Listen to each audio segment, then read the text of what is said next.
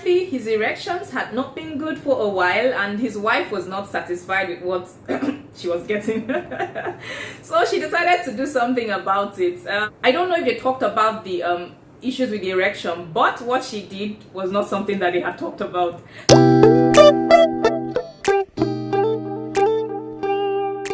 You're welcome to my channel. If you are a returning subscriber, a round of applause for you. I'm glad you're here again today. And if it's your first time here, my name is Dr. Chituru Weje, and I make health related videos that will help you make better health choices for yourself, for your family, and hopefully for your village people. If this is something you'll be interested in, then definitely keep watching.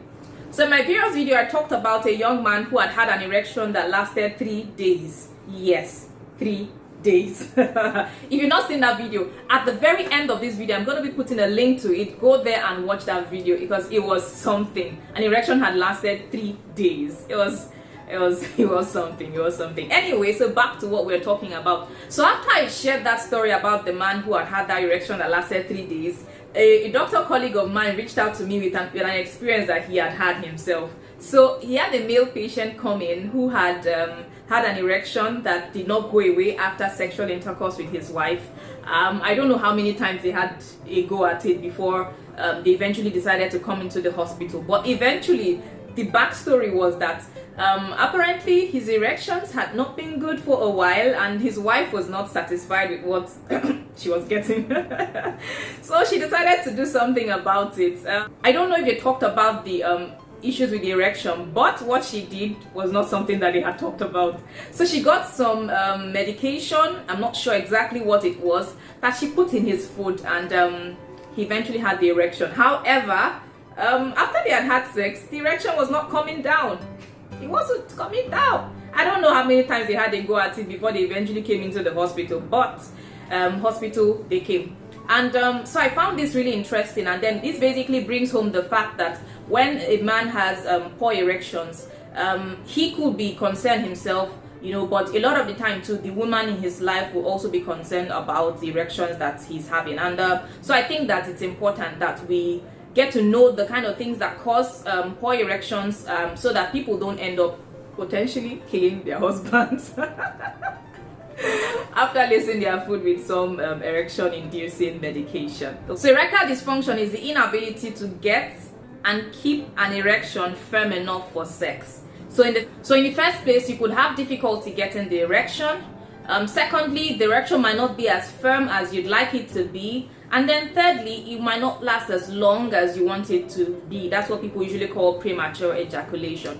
So the human body has a wide range of what is normal. So, for a lot of people, this could happen occasionally, that they might not have as good as an erection as they want. But then if this begins to become a continuous pattern affecting a person's sex life, then it is something to be concerned about, and it's something that answers should be sought for. So in a study carried out in the US, about 52% of men admitted to having problems with their erection. Yes, half of all men. So it's a fairly common phenomenon. So usually there are 3 different ways that a man can get an erection. One, it could be from physical stimulus, so that's like coming in contact with something or somebody that he finds sexually appealing, or through audio-visual stimuli. So that's basically either seeing things or hearing things or imagining things that are sexually arousing to him. And then the third one is nocturnal erections, usually noticed in the mornings, and many people refer to it as morning wood or morning glory, even though I don't know what's glorious about it. Okay, so these are the different ways that a man can get an erection, right? So if there's a problem with any of these, then it might be something that should be looked into. So there are several reasons why a person can have problems with his erections, and I'll just talk about them based on a few broad general headings. And the first one I'm going to be talking about are the psychological factors. Yes, psychology plays a huge role in a man getting an erection. So one of these can be relationship tension. So if there are problems in the relationship between a man and his partner, it could affect his ability to have an erection when they want to have sex. Another thing is depression. So depression is a mental health condition in which a person consistently experiences low mood, low energy, loss of pleasure in things they used to find pleasure in the past, poor concentration, a lot of things like that. So if a person is depressed, yes, a person's erections can be affected. Stress too is very, very important. So in this day and age where everything is going at a fast pace and we all need to, do what we need to do in order to put food on our table, a lot of people are stressed. And then this can also have an effect on their general health and on their sexual health as well. Poor sleep too can have an effect on your erection. So if a person is not sleeping well, that's usually called insomnia. So if somebody has insomnia, it's very likely that they will also possibly have poor erections. So the second group of causes of poor erections are the physical causes or the medical causes. So one of these will be diabetes. So people who have diabetes are 1.5 times as likely to have problems with erection than the general population. That's like 1.5 times, because diabetes affects different parts of the body, affects the nerves, the blood vessels that supply the penis and all of that. So it's very possible if a person who has diabetes could have poor erections. Hypertension as well can be a cause of poor erection. Things like kidney failure, liver disease, stroke, cancer, and even cancer treatment too can also be a cause of poor erections. Abnormal cholesterol levels too are also not the best, and this can have poor negative effects on a person's erections. So the third broad group of causes of poor erections that I'll talk about are habits. And then one of them that is very, very important is smoking.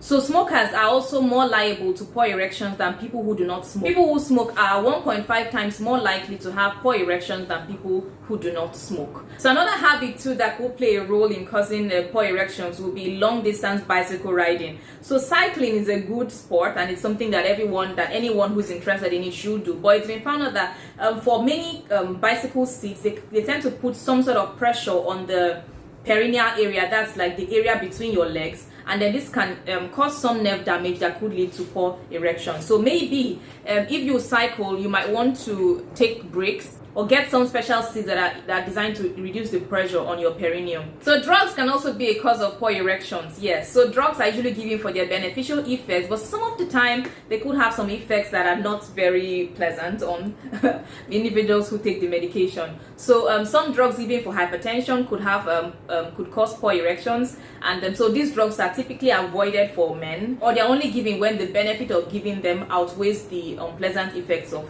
they're not being given. And then some drugs also given for depression could cause that as well. Some drugs given to correct a person's cholesterol levels, and some antipsychotics, and some drugs given for ulcers as well can have poor effects on a person's erections. Surgeries too can have effects on a person's erections. Surgeries such as prostatectomy. So if a person has a surgery for a big prostate that is causing problems with their passing urine, it is possible that there could be some level of erectile dysfunction after the surgery. And then hormones too can affect a person's erection. So if the primary male hormone is testosterone, so if a person has low testosterone, they could have a low sex drive, they could have problems with getting and keeping an erection, they could have depression, they could have irritability, and some other things like that. So if you experience any of those, perhaps you should talk to a doctor about it. So I hope that you've learned something from watching this video. If it was beneficial to you, please give it a like, and if you'd like to see more content from me, please tap that subscribe button, and I will see you in my next video where I talk about things that a person can do in order to improve their erections. I'll see you in my next one. Bye.